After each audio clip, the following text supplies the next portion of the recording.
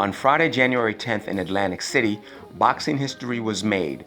Claressa Shields became the fastest boxer, male or female, to win world titles in 3 weight classes in just 10 career fights when she won a unanimous decision over Ivana Habazin of Croatia. Shields now holds the WBO and WBC super welterweight titles. On the Scene sat down with her at her Manhattan hotel room. She talked about winning Olympic gold medals in London and Rio before turning pro and then making history. Now, not only do you want to be known for what you do inside the ring, but what you do outside the ring, especially, from where you're from in Flint, Michigan. Mm-hmm.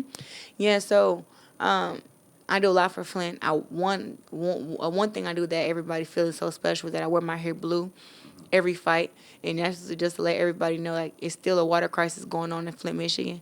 So if you want to donate water, you want to give water, you want to, send some funds just for water. People still need water, and all the pipes are not fixed. I had a summer camp in Flint, Michigan for the kids. It was a summer camp where I mentored over 200 kids in 3 months, and it wasn't like a tutoring program.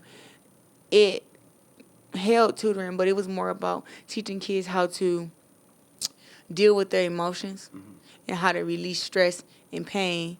And I did that through physical sport, writing, music, and physical activity, and also boxing as being one of the physical activities.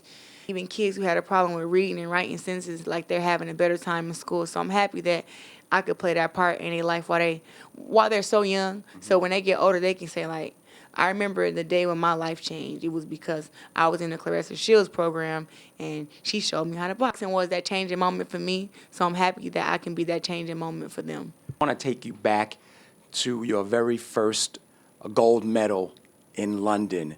What do you remember from those days? 2012, I just remember being young. I remember being anxious and just excited to be in London. That's what I remember. And of course, fighting in one of the biggest venues that I've ever fought in, and being booed and being cheered for. And I just remember, like, all of it just being super exciting for me. I started back training and started getting ready. And then before you knew it, it was 2014, and everybody was asking me, like, are you going back to the Olympics? And I'm like, I don't know. And then I just remember deciding, like, yeah, I might as well. I didn't really get a whole lot of respect or recognition for winning the first gold medal and the only gold medal of the 2012 team. So I said, maybe if I go back and do it twice, they won't be able to act like it's not a big deal. Was there any thought of maybe not going professional right after I thought about it for a little bit of time, but I had asked myself, what is it that I need to do to be the greatest woman of all time? And I asked myself, so who do people consider the greatest woman of all time right now? And my answers were Layla Ali and Wolf, Lucia Riker.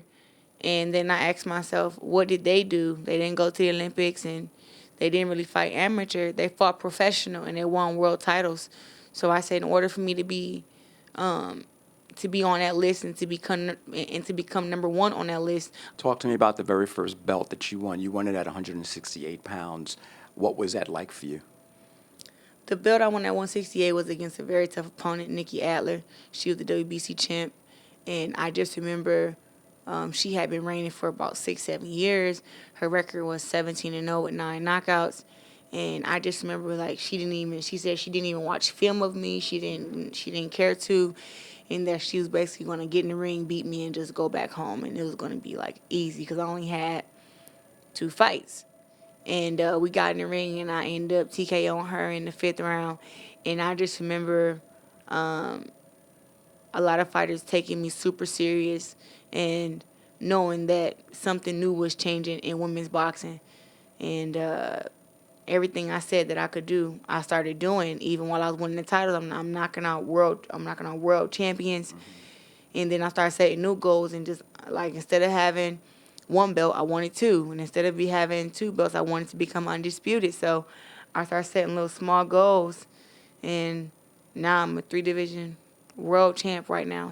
And then this past Friday night in Atlantic City, you win the title. You get the 154-pound belt. How difficult was it for you to come down all that weight and dominate the fight the way that you did. So 154 is not a hard weight for me to make. It just takes more discipline as far as on the nutrition side to actually be able to be sharp and strong and be able to last 10 rounds in the 154 body when I'm used to being big. Also, there's been rumors that you may want to participate in UFC or MMA. What's the next path you're going down? Well, MMA is for the end of the year. I'm definitely going to try to have my first MMA fight at the end of the year. I'm going to do some training with Johnny Bones late February just to see if I can, get my feet wet and even enjoy that, which I enjoy the art of war and fighting anyway. So I think that MMA kind of is going to be more fun to me than what I expect. But I am willing to learn how to wrestle, start learning some jiu-jitsu right away, and just learning that and kind of mixing it all together to become the kind of MMA fighter that I want to be. But I also plan on fighting 2 or 3 more times throughout this year. I can't really say who I want as an opponent. I want to fight the best, whoever the best is. And the best isn't about who talks the loudest or who got the biggest following on social media. It's about fighters who fight against real fighters, build their resumes, and actually have. Claressa Shields has big plans outside of the ring. She will continue to bring attention to the water crisis in her hometown in Michigan. She wants to enter the UFC MMA world. At age 24, the GWOAT, greatest woman of all time, is taking women's boxing to the next level. For On the Scene, I'm Andrew Rosario.